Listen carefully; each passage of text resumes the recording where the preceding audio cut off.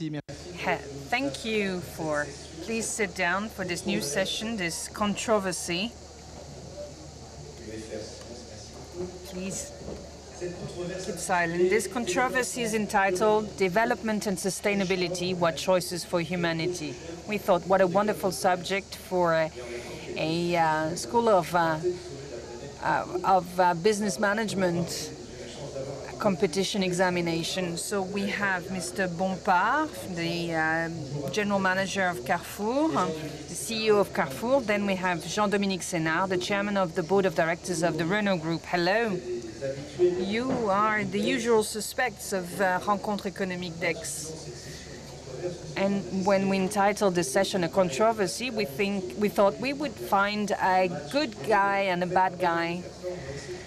But we're not going to do that. We'll try to find a controversy inside the question to try to see what is of interest to us. We've been talking about it for many years. And we should give back to Caesar what Caesar said, namely, we should solve the problem with the end of the world, the purchasing power, and the end of the month, and trying to make both ends meet at the end of the month. This is another controversy. So we need to make sure that we find an ecology transition, an industrial transition. We'll talk about automobiles as well, but also food transition with Carrefour, because you're the very heart of this issue. But we thought that we would approach it this way. So to start with you, Jean-Dominique Sénard, to approach the industrial aspect. We are approaching a very violent industrial revolution, one of a kind. It's been going on for 150 years, and in 10 years you have to go through an electric transition. How can you reconcile purchasing power, because electric vehicles cost 30 to 40% more than run-of-the-mill vehicles? And how can you manage to go through this industrial revolution that has nothing to do with what we've known in the past? Thanks for talking about this revolution that we're going through right now, because it is indeed a reality. And it makes us spend a lot of energy, I have to say. Well, making both ends meet or trying to survive the end of the world. Well, we'll try not to ask this question, rather try to solve this matter as soon as possible, because it cannot be a contradiction. What is at stake? It's very significant for Renault, because among other things, we've decided to dedicate to France a huge part of our operations, especially the forward-looking added value activities. So the challenge is high. It's a daunting task. But the reality is we want to rise to the challenge. I'm going to talk about cars. Sorry, I'll try not to dwell too much, but how can we manufacture cars? It's not going to be done overnight, obviously. The first movement is to consider what we have in our activity portfolio and to adjust ourselves. I'm going to talk about Dacia, for instance. When we talk about affordability, we have the perfect model. In our car park models, nobody has managed to imitate what we have. We have cars that are affordable in relative terms, and they have this quality that they manage to protect as much as possible. They manage to protect the planet. They are designed as such anyway.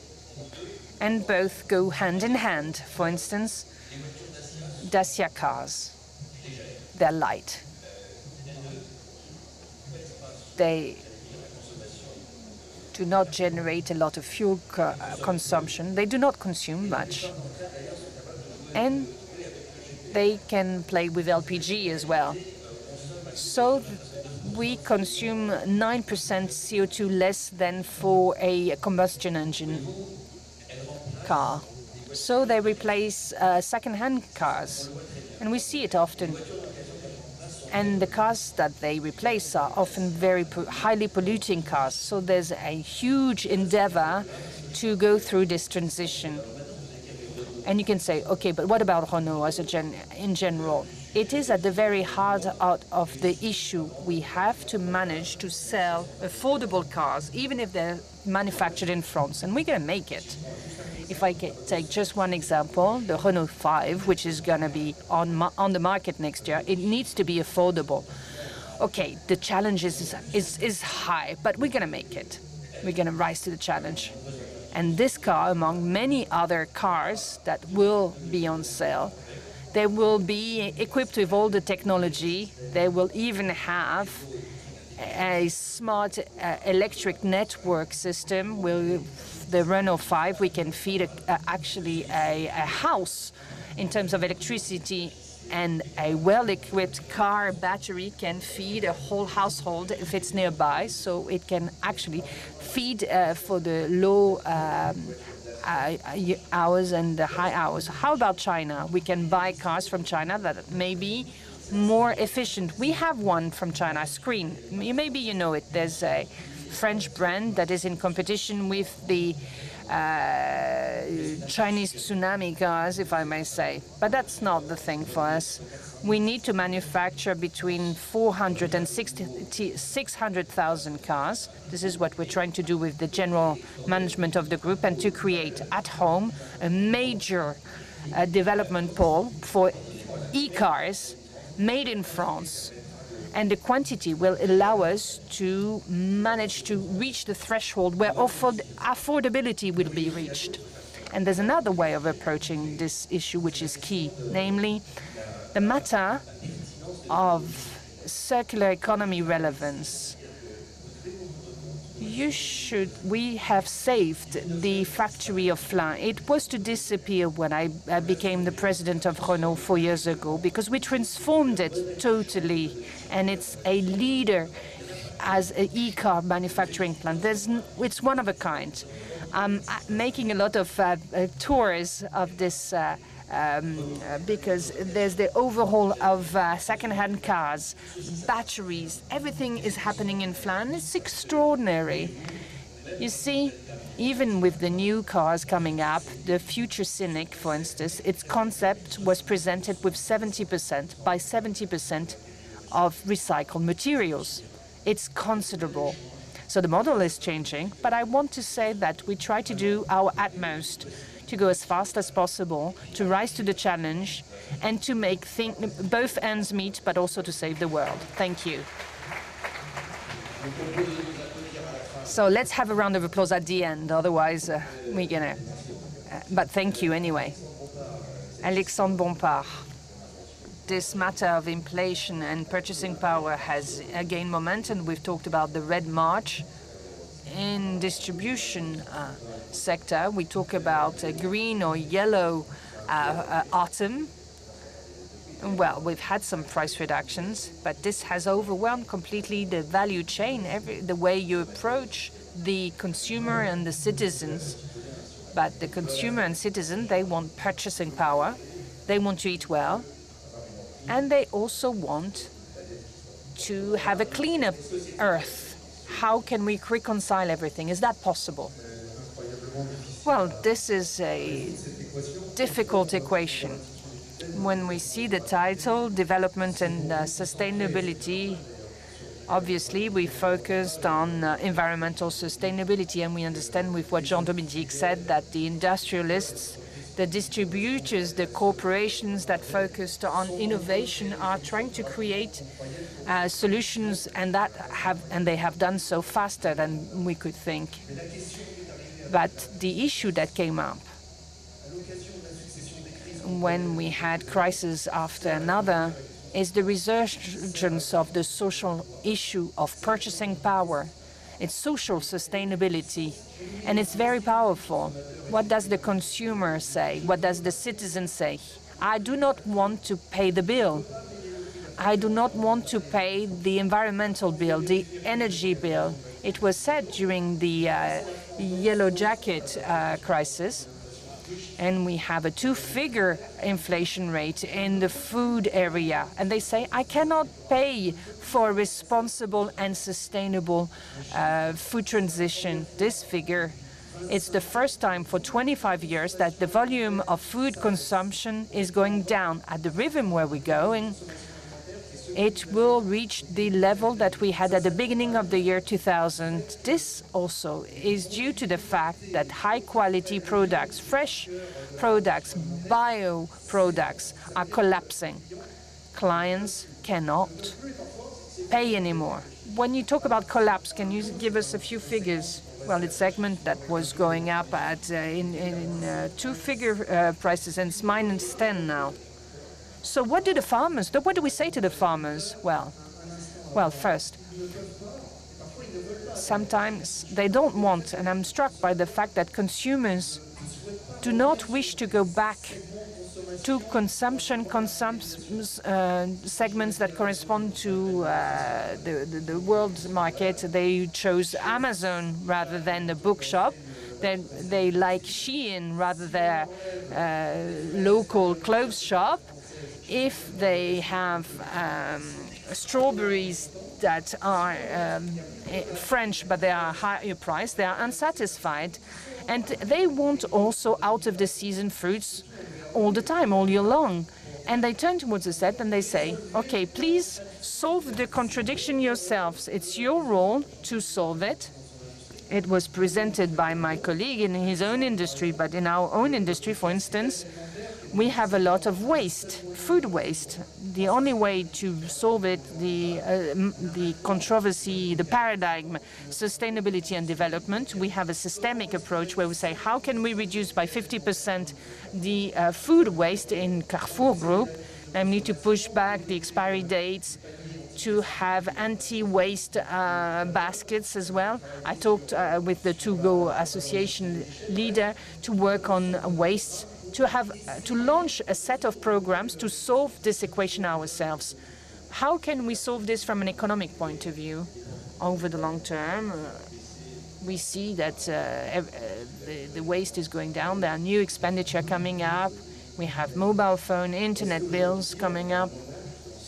So if we want to solve this equation, maybe we should accept to spend more to have good food. Is that the message that we should convey to the French people? You cannot have both. You cannot have high-quality food and a more affordable food. We can say it, but they can't. If the volume of food consumption is collapsing, it's not for the pleasure of households. They do not want to have constraints. They cannot solve this equation. So what should we do? Well, this is what we call food at transition for all. I'm going to try to answer to your question. We should help farmers to go towards organic food, to have volumes over several years, to do this organic transition, to decrease the price of organic food, and to be as close to conventional, namely to have a food transition for all. And to industrialize it, you mean? Well, to standardize, rather. The aim is not, it should not be dedicated to only 3 neighborhoods in Paris. It should be it should be distributed to everyone, and there should be trust in the relationship with farmers. It should be done at a reduced cost. I love specialized organic food shops. But, you know, I see the customers, they're not Carrefour customers. The price needs to go down if we want Carrefour customers to have access to that type of food. This high quality should be accessible to all. Since the 2020, 2021, 2022, we're going back in terms of sustainable organic food because there's social exclusion, because we have problems and social crises everywhere. And the household expenditure controversy is, am I going to have food? It's not, am I going to have high quality food? What about the riots that took place recently? Do you have anything else that you wish to say about this? Does it have any link with the consumption society? Well, I was speaking with the boss of the FNAC, Mr. Martinez, and we were sharing our sad experiences. I'm part of the shops that were very much affected. We're the first employer in the underprivileged neighborhoods, so we have an overrepresentation in these underprivileged neighborhoods. We say it's the failure of the city policies of subsidies being granted to them, and we wonder, why should we subsidize this? Well, I think we should continue. We've seen hell, obviously, when we've seen our shops that were completely destroyed, when we see these young people coming up, and we see these young people being among the rioters. It's very painful for the teams. But do we have a choice? We do not have a choice. Our role is to have a social role, is to make sure that there's social mobility everywhere. Our role is to make sure that we continue to train and educate. Of course, there's inflation rate. It has a link with suffering, with social suffering, and with a feeling of being excluded, as in the past, in the rural areas, for instance. And we have to be careful that the people in the periphery do not become the most part of France. When we talk about models as well, for your sector, there's a stake of sustainability for the planet, but sustainability also for the industry. We could wonder, how are we going to get out of this period? We talk about a social class crisis. Will it not be an obstacle to this transition towards e-car? There's a lot of components in your question, but I want to say that the Renault teams had to suffer also from the riots. Concessions have been made. A lot of dealership shops were destroyed. Sorry. Another point, because this problem will not be solved overnight. It's a more global issue that affects a lot of components, evolution of capitalism, for instance, but we're not going to talk about this now. So, we're not only talking about the change of consumption tastes. It's not because of this that we're changing our business model. It's part of it, but it's not the real reason. We're giving different promises to different consumptions, but regulations are also a trigger to change. Regulations in Europe and elsewhere. It's going on everywhere, and it's not standardized. It's very diverse, may it be in China, in India, in the United States, in Europe or elsewhere. It converges somewhere, but it is different. And it is a problem for car manufacturers because they need to adapt to worldwide circumstances. Something else that is in our hands, it's innovation, the way in which the company can bring about innovation that will change our business model. This is what we will bring to consumers. And if we were to make choices, because there are so many subjects at hand, what strikes me when I'm looking at the car industry transformation, it's the development of partnerships. Today, we're not on our own anymore. We cannot work on our own anymore. Car manufacturers, I'm talking about Renault, we are the center of an ecosystem which combines partners that are considerable around us to make mobility progress. Of course, there's an alliance. I have the honor of presiding the Mitsubishi Alliance, and it's peaceful and it has considerable tasks. For instance, we're working on tomorrow's batteries, on e-cars. We're doing a wonderful job, but we work with all other companies. Renault has created a group of managers with Thales, Dassault Systèmes, Atos, Système Electronics. I think I mentioned Orange as well. Sorry. And they all build up a group of incredible work with incredible talents that are creating tomorrow's mobility. And if you could see at which pace we're going, I was in Livatech with all these teams, and it's mind-blowing. It's very important. So, Alex Bompard, we've talked about food. I know that you are the subject of a law every 6 months. We had Egalim Act. We have Disposal Act that was just adopted. We're already saying that we should change regulations for commercial negotiations between large distribution and industrial sectors. Do you have the feeling that the state is trying to grab at all straws in terms of regulations? Do you think that it's a facilitator or rather a stumbling block? Oh, well, what a question. It's hot, but I'm going to try to answer to your question. I am in a sector where we've known 20 laws in 30 years. To give you an idea, because we are a world group, we are established in 40 countries, I've known at least 1 year in 30 years. We could say, okay, if we have enacted so many laws, that means that we have improved the situation. But there are two ways of looking at it in the sector. Either I defend the purchasing power of consumers. Do I increase the environmental sovereignty? Am I helping farmers? Well, rigorously, what happened was the opposite. We are the sector, the country where the relationship between distributors, farmers, industrialists is very tense, and by far. So the notion of competitivity, of everything is going wrong. There's not a country where we have so many controversies, and the government is not the reason, the root cause of this, but we have a law where we have a 15% inflation rate that was actually favoring inflation. Kafka dreamed of it. We increased the margins of industrials, of food, world food distributors, Coca-Cola, for instance, at the detriment of the ultimate consumers. And I'm in a business sector where we overregulate, we enact too many laws without any orientation, without any assessment of impact. And we do not know what we should be. We don't know where we're going.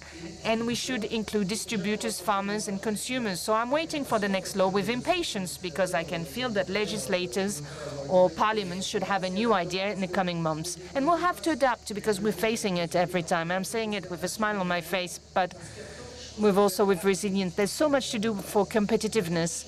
There's so much to do for environmental stability. There's so much to do to protect the ultimate consumer. But for this, we have to think as a stream, as a group. We have to think about the economic interests. Thank you. Thank you. Last word as a wrap-up, because unfortunately the timekeeper in front of me is looking at me and says, okay, time is running. A few words on sovereignty, because there are a few questions that we can ask ourselves. E-cars are booming at last, but are they not all Chinese? How can we have a full-fledged French e-car extreme? Well, it's very topical, you're right. I've been talking about the subject at length already. We are in a situation which is quite new, which is not surprising, because 4 years ago, when I was appointed CEO of Renault, I had announced it at the Senate and Parliament. I talked about a tsunami of Chinese cars in 5 years. I said it twice. And it's coming as we speak. It's happening as we speak. So, of course, there are too many European regulations, and they want to make a combustion engine disappear. There's a considerable opening done to Chinese cars that are subsidized in their own country, clearly, and we're not going to reproach it. For 25 years, they've been prepping for this. They've having control on transformation of metals that allow to create battery cells. They manufacture 60, 70, 80% of refining worldwide. So you can understand how much it was interesting to have this impact assessment before doing this enactment. And this was not done early on. And we discovered it too late. So we are vulnerable now. We have a backpack that is quite burdensome, because as we speak, we are facing this gigantic inflow of subsidized Chinese e-cars, and they do not have customs excise fees, because they are 2.5 less expensive. And there's no reciprocity. And so it is urgent to correct that, to change the situation, to remedy. That's the strategy issued, which is the most important one for the years to come. The war for the future will be the war of metals, and we should think about this. What could be the installation of our battery factories that we're establishing in the north of France, and one day, because of a geopolitical problems, and we know that it can exist, they could be empty because they could not be fed with the necessary refined metals to do so. We do not have them enough in Europe. We're trying to rebuild everything, and we will need 10 years to do so. We're vulnerable, but we will fight. We will fight on all sides because we have no choice. And the message of hope that I want to convey, yes, it's tough. We have a new wave, which is very difficult, and we'll try to rise to it. But we will be able to fight. 15 days ago, China has decided to interrupt the provision of metals, of rare metals, that are gallium and germanium. It's easy to remember, but these two metals are essential for electronic chips manufacturing. Overnight, it closed the door, or it cut everything. So let's imagine that it happens for all the components for the cars. Let's keep that in mind, because if you wake up at night, you know why. But we will win. We will manage to rise to the challenge, but it won't be easy. I have a last question. Will we be able to drive an electric Renault 5? Well, very soon. You have showcase cars here nearby. Please have a look. They're wonderful. Thank you. Thank you.